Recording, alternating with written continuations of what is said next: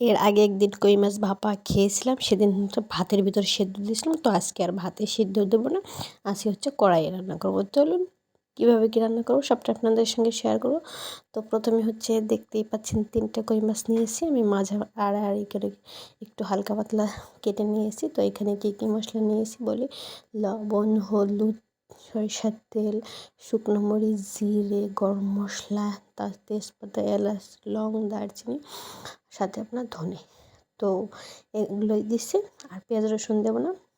আর এখানে হচ্ছে আজকে যেহেতু কড়াইয়ে করব, তো লাউ পাতাগুলো আমি একটা আস্ত রেখেছি আর বাদ বাকিগুলো কুচি করে নিয়েছি। এই যে সরিষার তেলটা দিয়ে এখন ভালো করে মশলাটা মিক্সড করে নেব।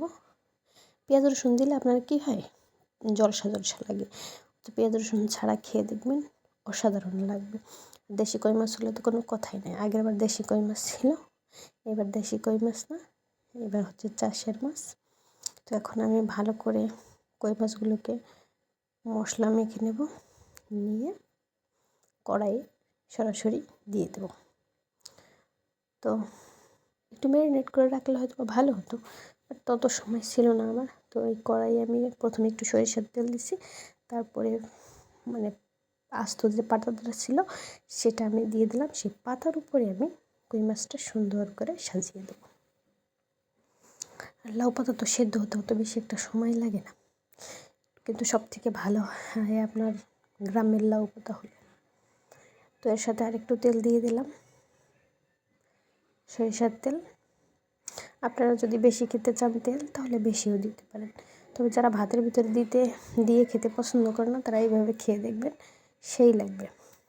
তো পাটায় যে মশলাটা ছিল আমি সেটা ভালো করে ডলে পাতার সাথে দিয়ে দিছি। তো এখন এই যে দিয়ে দিলাম, এখন পরিমাণ মতো একটু জল দেব যাতে মাছটা সিদ্ধ হয়। আপনার পাতা সিদ্ধ হতে তো অত বেশি সময় লাগবে না, তাই না? অতএব আপনার একটু হলেও জল লাগবে। আর আমি গ্যাসের আঁচটা, এমনি তো গ্যাস কম ছিল, তারপরে আবার অনেক লো আঁচে রেখেছি।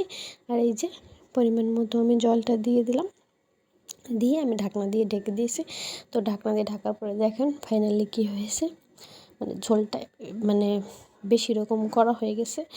তো সমস্যা নেই, পাতাটা নরম আছে, মাখানোর সময় দেখতে পাবেন। তো এই দেখেন কতটা জুসি হয়েছে, একটু মশলা মশলা হয়েছে। মোট কথা এখানে মনে হচ্ছে ভাপার থেকে মানে ফিশ ফ্রাই হয়ে গেছে। তো যাই হোক, অনেক মজা হয়েছিল, মশলা একটু বেশি হয়েছে, তো ঝাল ঝাল হয়েছে, সেই টেস্টি হয়েছে। তো এই যে খাচ্ছি, কেমন হয়েছে অবশ্যই কমেন্টে জানাবেন। না ভালো হয়েছে কিনা সেটাও বলুন, মন্দ হলে সেটাও বলুন, কমেন্ট বক্স আছে বলার জন্য। তো যে যেখান থেকে আমার ভিডিওটা দেখছেন সবাইকে অসংখ্য ধন্যবাদ। পরবর্তী যে কোনো ভিডিও নিয়ে আবার হাজির হবে, ততক্ষণে আপনারা সবাই সাবধানে থাকবেন, ভালো থাকবেন। আবার নমস্কার সবাইকে।